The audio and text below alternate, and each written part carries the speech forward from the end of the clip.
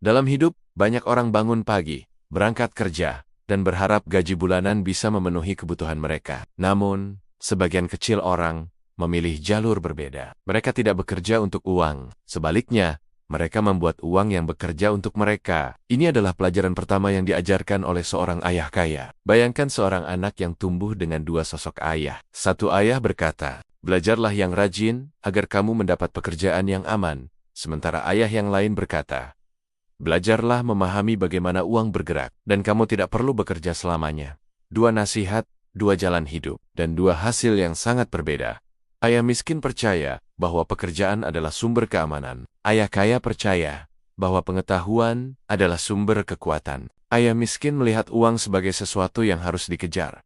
Ayah kaya melihat uang sebagai alat yang bisa dikendalikan. Dan dari sinilah pelajaran besar dimulai. Ketika seseorang kekurangan uang, kebanyakan dari mereka bereaksi dengan cara yang sama, mencari pekerjaan tambahan, lembur, atau pekerjaan dengan gaji lebih tinggi. Namun, ayah kaya berkata, ketika kamu hanya mengejar gaji, kamu kehilangan kesempatan untuk belajar bagaimana uang bekerja.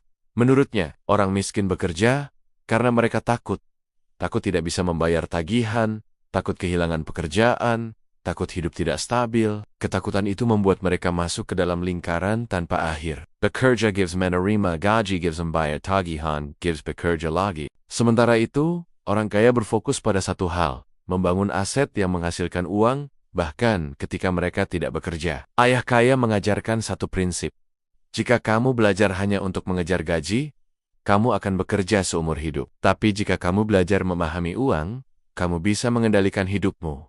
Uang tidak membuat seseorang menjadi bebas. Pemahaman tentang uanglah yang membuat seseorang bebas. Orang kaya tidak bertanya, berapa gajinya, melainkan bertanya, apa yang bisa aku pelajari dari pekerjaan ini? Bagaimana pekerjaan ini membangun asetku? Dan disinilah letak perbedaannya. Pelajaran ini mengajarkan kita bahwa uang bukan tujuan akhir, tapi alat yang bisa kita arahkan. Bekerja hanya demi uang membuat kita kehilangan kesempatan melihat peluang yang lebih besar. Sementara fokus pada pembelajaran dan aset membuka pintu menuju kebebasan finansial. Akhirnya, pelajaran bab 1 memberikan satu pesan penting.